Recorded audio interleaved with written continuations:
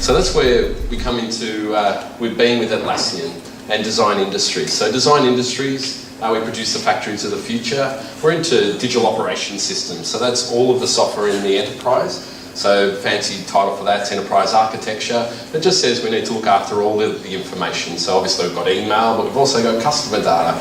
We've got project data, we've got inventory data. There's lots and lots of data in the organisation. So what we want to do is make sure that we've got a performance machine that's going to be able to support the people and the processes in order to achieve business objectives. So we practice lean and agile. I'm going to talk a bit about that in a moment.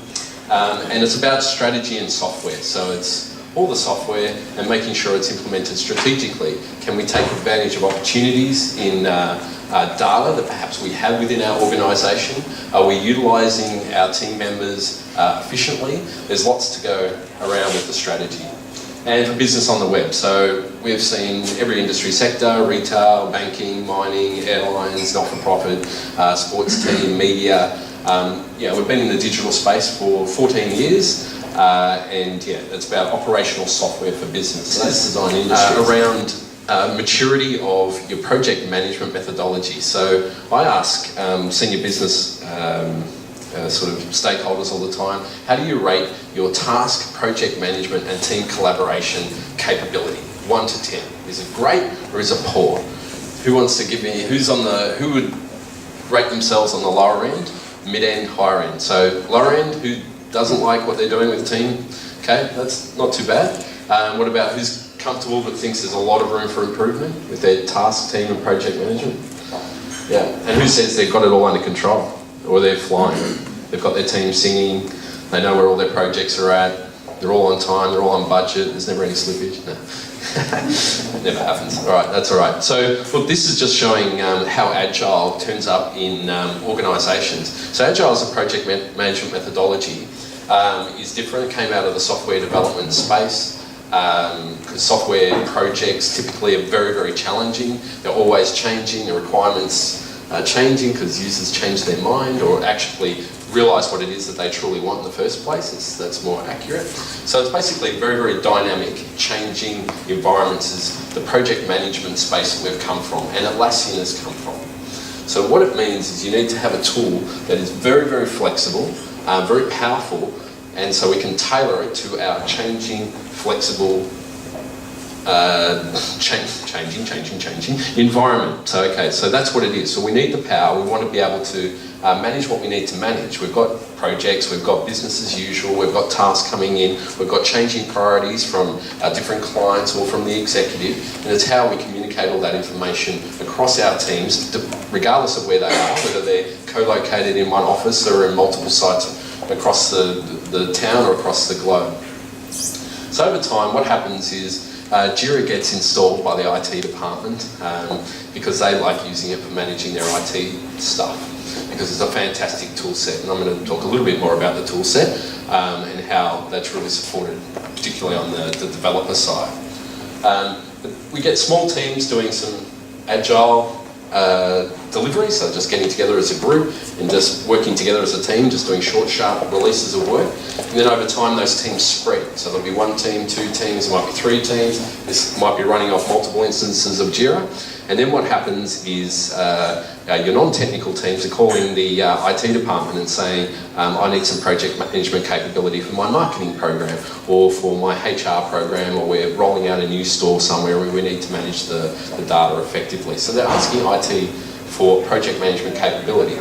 And this is the beauty and the sheer genius of Atlassian, is it's already in the enterprise. Your IT team are already using it.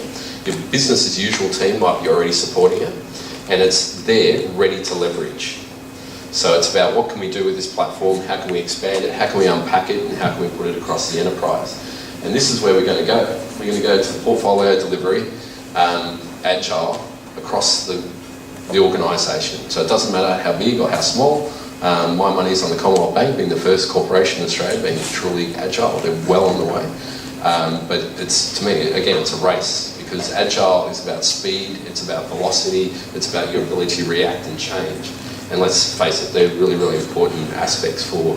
And let's face it, in an organisation, that's a bit bright, can't quite see it. Apologise for that. But there's a lot of information in the organisation. So this is a example system diagram for us. Let's say that a medium-sized e-commerce business might have some stores, might have some warehouses. There's a lot of software platforms. These are just kind of the main ones. So out here we've got your social, eBay, you might have some product, obviously all the social platforms. You don't control the data out there, you can push it, but you don't control the server and the platform. If you're running an e-commerce business, you might have multi-sites, you might have multiple front-end websites because you're dealing in retail, wholesale, you might have microsites for specific products, you might have multilingual sites for foreign markets, you might have sites for distributors operating for you on your behalf in foreign markets, and you're providing the services layer in terms of the e-commerce infrastructure.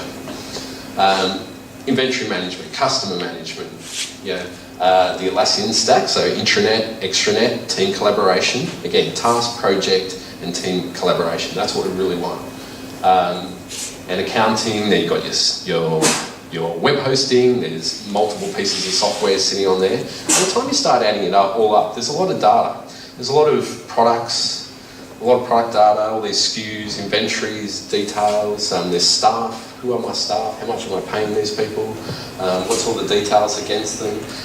What's our sales and marketing? What's the content? Where's our website? What are our Google AdWords doing? Are they performing correctly? How's that analytics result turning up on our marketing results? What's happening with our projects? Are we on time? Are we on budget? Do we need more heads? Have we got too many? Have we got the right skills to deliver against? There's so much information floating around in the organisation, and there'll be databases all over the place, and there'll be some connections and some lack of connections. There'll be manual processes going on. There'll be teams sitting in the back of your property over there, and they'll be still using Excel, and they'll be doing something really inefficient, and they'll be doing it their way because that's perhaps the solution they've crafted for themselves because they just were frustrated with kind of where they were at with those. So what we're saying is there's a stack of information in the enterprise, and what we want to do is make sure that the software and the system layer is in place, because there's three sides to the basic business models. There's people, systems, process. So this is my favourite question for the day, or for the moment. So the people, systems, process triangle, I like things really simple in terms of models. What's the most important? People, systems, or process? So I'm going to ask who thinks people are the most important. There we go, it's about half. Who says systems? Not many, that's all right, we'll teach you. I shouldn't say things like that. Process. Anyone going to say, yeah, there's not, okay, so all right. So look, this is consistent. This is really consistent. So a lot of people say that, it's the people, obviously. If you don't have people, you can't do anything. But if you don't have a process, i.e. which tells that person what to do, then that person will turn up, they're going to do nothing anyway. And if you give them the tool without the process, and they'll turn up and they'll break the tool and hurt themselves. So I think it really is a big piece of the puzzle that all has to come together. We need highly qualified people. They need to be well-trained. They need to be highly motivated and willing to grow. We need to have very, very powerful systems, the most powerful systems you can get your hands on. There's no excuse. It's the best we can get because they're the tools for the troops. And then it's process. So that's the glue. Because if you don't have the glue, they're not going to hang together so well. Because you need to instruct the carpenter how to use the nail gun, otherwise you'll find him with his arm, nailed to the wall. Okay, so this is my version of the Atlassian software stack. I've noticed that there's, it's interesting how we like to interpret this information. From my point of view, I consider myself, a digital operations specialist. I'm looking at all the software in the enterprise. I'm not technical myself, so I don't write code. I'm not going to describe a push-pull request through Bamboo or all the rest of it. What I'm going to tell you is you've got, obviously, Atlassian. You've got JIRA at the core, and I'm going to go into Atlassian concepts in a second, because I think that's really important to get our heads around. So JIRA for task management, Confluence for collaboration, those things glue together, and that's where it just becomes amazing, extremely powerful, where we can have our tasks and our projects floating through time and space, and in Confluence we can collaborate on that information, discuss what it is that we're seeing. So very, very powerful. So I call these the team tools. So obviously there's service desk, JIRA Agile, so that's just again viewing information so that you can see what you need to, relevant information from your teams. So the executive wants to look at different information to the project lead, to the team lead, to the run sheet level. So again, it's just how we want to view that. HIP chat for communication. And down here we've got all our developer tools. So there's quite a few. But again, this is where some of Atlassian's heritage is. It came out of this space. And that's what really sets it apart, is the developer tool set that's integrated into their task and project management tools. And the fact that as a result, they're in place because it's being used by IT departments everywhere. It's also a marketplace in the top right-hand corner. So what that says, well, there's over 3,000 extensions to the Atlassian product suite available from the Atlassian marketplace, because many organisations, and what you're going to see in the next slide, you'll start to understand the power of JIRA and why it fits in there at the core, and then the ability to extend that software to be able to go into more niche functions with the marketplace. So again, you just buy it, install it, and suddenly you've just increased the power or tailored the suit in line with your needs, which I think is really important when you're designing a business system. All right, so we're going to go into my favourite one here, which is the Atlassian concepts. This one's in your book. So this probably does require a bit of a walkthrough. So it goes from top left down to right. So what it says is, we're talking about JIRA. So JIRA. So that's the key product in the Atlassian toolchain. And what it is, it's around task management. We're going to see what a task looks like. So we know, we've just spoken about the raw data in the organisation. So we know there's different task types. We know that there's descriptions. We know that there's due dates. We know that there's assignees. There might be attachments. There's heaps of data that could potentially be out there. So what we want to do is we want to look at the data that we want to capture, and we'll bucket it up into what Atlassian called issues. I call them objects because it's just a different way of looking at it. But what it is a package of that data. So for example, you might have a task, which is obviously, like we said, summary, description, assignee, due date, that type of thing. Or you might have an object which is more tangible. For example, has a serial number, like a laptop. So suddenly you can have your laptops listed. So now we're starting to talk about assets. Design industries use objects to identify software packages that are out in the environment. Because you can imagine a company like us, we grant software, so we have got many software web hosting environments we're managing on behalf of our clients. And each of those hosting environments has software installed on top of it. And we just want to identify all that. We need to know the expiry dates. We need to know the license numbers. We need to know the support. We need to know what version of software. So if we get a security update required, we can find out which clients are running that version of the software and identify who we need to deal with. So it's about managing that information. So something like a task, and then into something tangible like a piece of software or a laptop, or something more intangible like a risk. So you might want to manage risk in your organisation. Could be a good idea. So we create an object called risk. What fields do we want to manage against that, and how do we want to report on that information over time? So it gives you great opportunity and variety to just start describing all the different things that are happening in your enterprise. So we saw before from the Atlassian slides, they had legal requests. Well, they're an object. So there's information that we need to capture regarding that particular piece of that particular issue type. So we need to know what type of request it is and which legal team it's dependent on, all of the rest of it. That's information that needs to be captured. So we've got our data, we bunch it up into our objects, and then we've got our rules that we attach to it. So that is a workflow diagram. So again, we need to track, we'd like to track this object through time. So it starts here, and then what's next, and what happens next, and does it go to team B and team C, it closes out, we test it, and it's done. Now, what we want to do is just understand what workflows we want, and then we attach it to our objects. So something like a risk might be something more basic in terms of workflow. It might be risk identified, then it might go into risk mitigating, and then risk closing, and then close. So it's a simple 4-stage process, or you might have something far more complex that's going to go through 20 or 30 different workflow states in order to resolve itself. So we specify the workflow, we specify the SLAs. So if this particular issue type hasn't moved between stage 2 and stage 3 within 4 hours, then let's trigger an event. So let's trigger an event. Let's take the priority from normal and make it high. Let's take it, let's send a notification to a senior manager somewhere. Let's make it appear somewhere. What do we want to do? So we've got these three things. We've got the workflow, the SLAs and the triggers.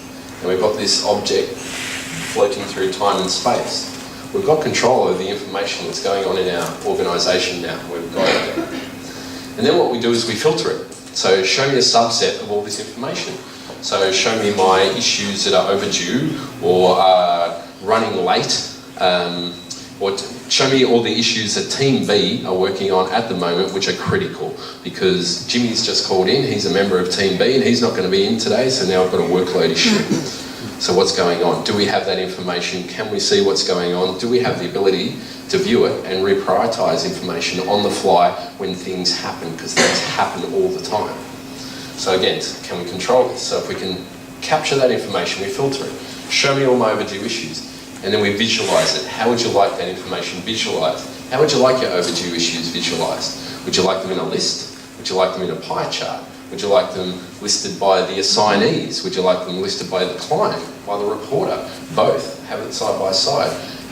Do you want to interpret that information? What's going to be contextual and useful to that operator at that time? And that's really that feeling that you get when you're a project manager and things are going on and you've got challenges to deal with and you've got the tools, you've got the visibility, you can see where your guys are at, you can see what their priorities are, you know what the executive has indicated their priorities are to you, and you've now got the information that you need to be able to solve the problems that you're working with right now, because the problems aren't going to go away. People still get sick, things change, it just is what it is. Things go wrong for just the wildest reasons, and you can do the best risk management and mitigation, things still happen. You know, sad story. So sad story. I had someone ask me about how we manage due dates, and I said, due dates are very difficult because we can't tell what's going to happen. We can't tell. You're not going to know the start date. We're not going to know how many changes. We're not going to know the reprioritisations that we're going to go through. So it's difficult. And that was the conversation. He ended up in hospital, and his manager called me and tried to stop the project the next day. And he was asking me about when we could have the work. It just goes to show the change can happen at any time, and it can happen from any angle. And what we want is the information delivered to us so we can manage it, because that's what we're doing. We're just going to manage. We're not going to stop the flow of information coming to you. All right, so at this last sort of level, we just separate the views. So obviously the CEO doesn't need to see the same information as the developer who's fixing the bug. So again, it's just being able to produce contextual views so you can assist the relevant stakeholders to be able to process information that they need. So it comes down to how do you want to engage with your clients. So I come from a position where my realisation on this is transparency or lack thereof, or the failure of communication will fail the project. That's just what happens. It's the clarity of the information between all the stakeholders. In most of our projects, there's many stakeholders, and they're very, very, very varied in who they are. So I've got a team of specialists, from developers to software engineers, and then business analysts. And then on my client side, I'll have project managers, you'll have developers, you'll have tech leads, you'll have marketing people, and you'll sometimes have the CEO or the CIO. And there's a lot of different sort of people who we need to communicate information with. So one of the things that's happened with software these days is crossed the line from just being that, we've got a website, we put a plugin up there, and we've got an e-commerce thing going. It turned mission critical. It happened overnight. And if you think about it, web's been around about 20 years. We've seen amazing things. And to me, it's like, it's the radio. It's like the valve radio going to the radio, black and white TV. So we're probably a black and white TV stage in relation to the internet. So obviously there's a long way to go, and it's going to happen much, much quicker. But this is just the reality of where we're at in this day and age. So how do we service all these different people? So we've got a client who've got, let's say we've got 10 people involved in a project. We've got some who've got very, very high demands for information. And we've got some who've got very, very low demands for information. Well, they've got a high demand, but they only want one little piece, and anything else is distracting and becomes confusing for that particular individual. So what we want is to offer the option and variant in ways to engage with us. Some of our clients get a service desk, so perhaps we'll go to the next one. So for example, Renegade, big client, a lot of work, continual ERP support, and dealing with many, many people, from the IT to the general manager to the HR to the, there's many people in the financial people, exactly, that's what I was thinking. So, and it's how they interface with this information. We're getting, I'm not sure, there'll be, I don't know, 100 requests, something like that per month for this particular client. And they're coming from, from the financial officer through to the IT team. So we need to have a much more detailed conversation with the IT team and their project managers about what's going on, because there's many tasks that are going on in the enterprise. And then when we have specific examples, for example, the CIO wants something, they come to a much, much simpler interface. So JIRA is under the skin. Service Desk is a simplified interface that sits on top. So it's designed to make it easier, it's designed to support end user and shield some of the power of Atlassian away from them, just so they can feel comfortable and like they're in charge. Let's go to the next one. This is an interesting one. So this is ours. We actually did it today. We don't use Service Desk internally for ourselves, of course, because we're always in the Atlassian environment. So it just means navigating to JIRA, hit the button C, bang, we've got what we need. So from a technical point of view, it works. But we can show, for example, new job applicants. So we're taking people. We've got an object for people. We manage it through a workflow. So we interview them, we assess them, we peer review them amongst our team, and then we'll make a hiring decision. Again, it's just an object created, floating through time and space, resume attached. I know their salaries are rated 1 to 10 on about 10 different things. Simple, we've got a process. New prospects. So obviously, well not obviously, we've converted Atlassian into a CRM. So I liked Salesforce, used it for a long time. With a bit of rapid development in Atlassian, so I've been able to get the 1% of Salesforce that I like, working in Atlassian took me about 2 weeks. And that's just on and off. In total duration would have been about, I don't know, 6 or 7 hours to get what I like out of Salesforce up and running in JIRA. So it just gives you a sense of what's possible there. All right, so let's go have a look at, this is a sense of what's possible. All right, so these next 2 charts, you need to just, the next 2 pages, just need to be calm. And for those who are epileptic, I'm sorry. Look, this is a very, very, very rich view. So this is in Confluence, so it's a wiki page. And all we've done is we've just inserted, those macros that we were talking about before. Show me this filter, and then visualize it in a pie graph. So that's my 5 workflow stages. My entire production line sits there. It is streamed by client, it is streamed by assignee. They're the hours, that's where it's at, no problem, we know. So again, that might be too much for most people, but if you just want that one, that's okay. You can start off slower, you can start off in less rich environments, and that's typically what we do when we go around implementing, is we start with a minimum viable product. So minimum viable product is comes out of the sort of the startup land, but it's minimum viable and it's a product. So it means it's usable. So what we do generally is we'll do a bit of workshopping, find out exactly what objects you need, work out some basic workflows. Typically we simplify your existing workflows that you've got or don't have when you bring it into the system. So we just simplify, get you up and running as quickly as we can. And then we do a little bit of training with users, show them how to use the various bits and pieces, and then they'll start to ask for stuff. Can I have this? Can I have that? Can you show me this? What if yes? And the answer is yes, yes, yes, yes, yes, yes, yes. You can have all these things. So then it's just a matter of how we control and how we organise the rollout of that type of thing, and then increase the velocity of the enterprise. And that's really the core and the key sitting underneath here is this is a system that allows your teams to collaborate in lifetime wherever they are and respond in an orderly way, in a transparent and visible way from portfolio to run sheet and get things done. And what we've found is the velocity just increases and increases and increases and increases, and then you wonder where this is really all going to end because the speed is starting to get interesting. Right, let's have a look at the next page.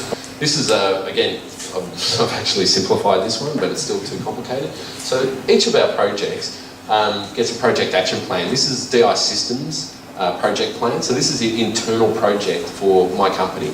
It's purely aimed at continual improvement and enhancing the machine that we operate, which we call Design Industries. So there's got one KPI on this project, and that's to spend the money. So I want 80 hours expended against this project each month, no matter what. Because if I'm not investing in ourselves going forward, if we're not going forward, we're going backwards. Right? So it's always making sure we can pick up the new, and it's amazing, again, and I thank my guys, we've seen the velocity increase. You know, we get an idea, bang, bang, it's in, it's there, 10 minutes later. We've got something new. We're more empowered than we were, you know, yesterday. That's an extraordinary thing. So again, just contextual information. You want to know the budget, you need to know the load, what's your creative version resolved. You can see we're smashing it in, you know, we're completing a lot, we keep on putting more and more in. And then we just put the information that we need. What's the error reports? What's critical? What do I need to know? You know, it's like, what's overdue? Something's got to happen. Someone's been let down because we haven't hit our date. So what's the process to be able to deal with those things? So as you can see, very, very rich. But all that's doing is just displaying JIRA issues in a wiki page designed for the consumption of the person who wants to read it. And just it so happens I like looking at it like that.